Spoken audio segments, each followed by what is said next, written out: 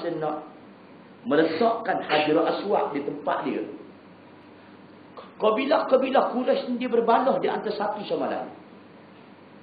Siapa yang layak? Siapa yang layak? Siapa yang layak? Sampai benar berbalah. Lalu akhirnya mereka mufakat. Nak tahu siapa yang layak meletakkan Hajar Aswad di tempat dia, siapa yang mula-mula sekali masuk Masjidil Haram, dia lah orang. Dia orang. Semua pada malam tu semua orang tak sedar lah. Nabi yang mula-mula masuk. Masuk.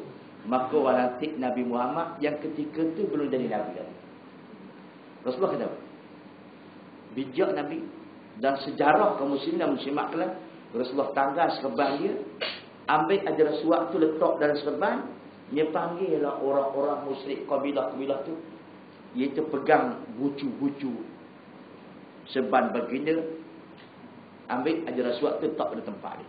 Bersampai dia kat Kaabah, Nabi letak semula. Bermaksud orang musyrik dia mufakat. Mufakat tu pasal akidah dia tak. Cuma nak angkat Hajar Aswad je. Memang tu. Jadi sekalian kita nak faham pokok di sini lah kaum muslimin dan muslimat kalian. Sekarang mufakat tu masalah akidah ke tak? Masalah ibadah agama ke tidak? Tidak. Mufakat akan meruntuhkan kezaliman. Itu beza. Baik. Orang lain pula mufakat di antara mereka dalam masalah apa? Orang lain ni faham tak faham tu? Tak sebutlah nanti tak boleh kaum muslim dia masuk dalam YouTube ni. Baik, tak apa nak masuk ni. Orang lain tu dia mufakat atas apa? Dia mufakat atas dasar keputusan sama salah atau tidak. Boleh tak? Kalau misalnya berdasar keputusan, saya buat contoh lah mudah-mudah kaum muslimin dan muslimat kalian. Contohnya penghapusan lesen judi. Berkaitan masalah akidah tak? Berkaitan dengan agama? Tidak. Jadi mufakat di mana kuasa majoriti yang besar, kalau sekiranya mereka sokong judi, maka judi. Itu mufakat macam tu tak boleh. Boleh. Tidak boleh kaum muslim dan muslimat kalian. Sama dah mufakat bagaimana? Boleh faham itu?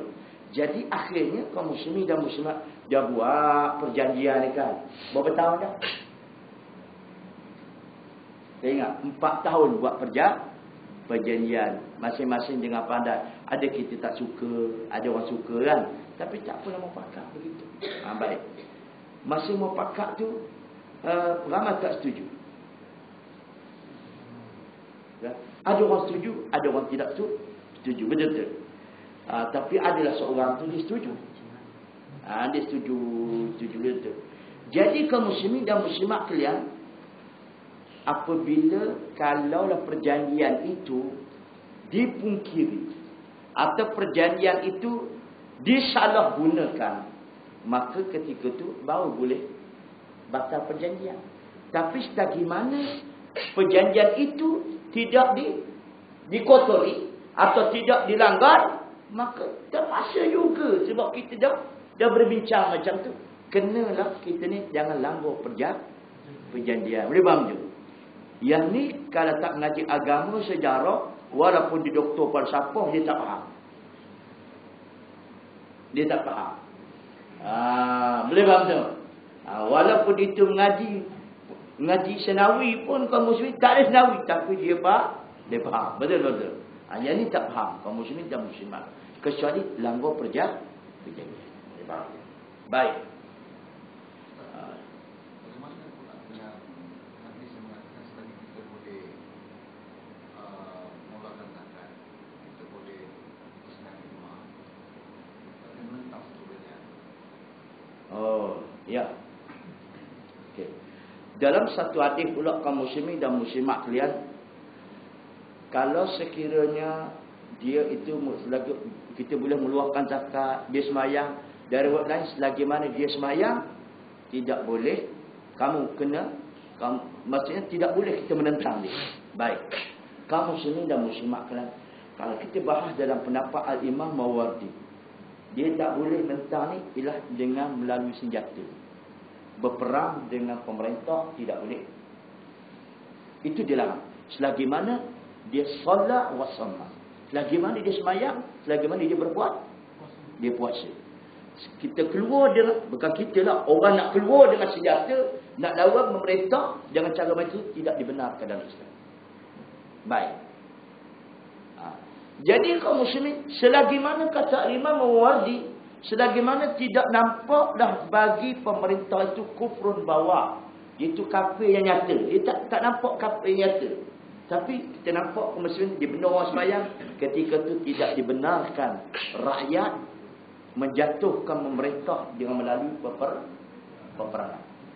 Dengan senjata. Itu sebabnya Al-Imamul Mawardi berbicara bab satu bab namanya bab Al-Burah. Burah apa dia? Pendaka. Apa itu pendaka? Pendaka yang dimarah dalam Islam ini ialah orang yang itu rakyat yang keluar dengan senjata melawan pemerintah dan perintah itu tak ada kafir yang nyata. Itu dikatakan pendaka. Ini keluar dengan senjata ke tak?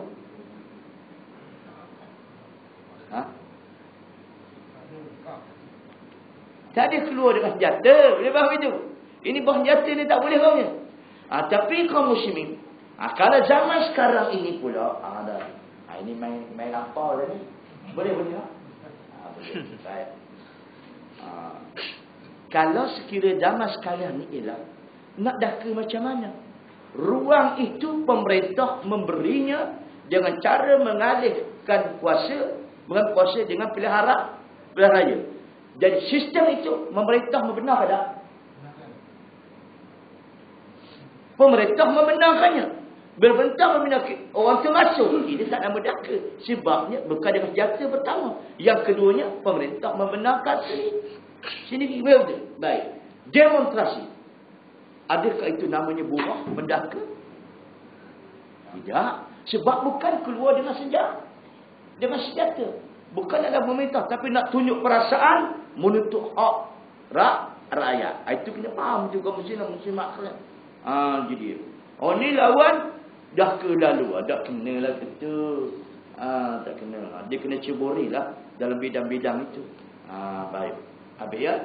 Akhir kaum muslimin dan muslimat kalian. Begitulah mana-mana orang berjanji kaum muslimat kalian. Rasulullah kalau berjanji dengan musuh, kita Rasulullah tak ingkar.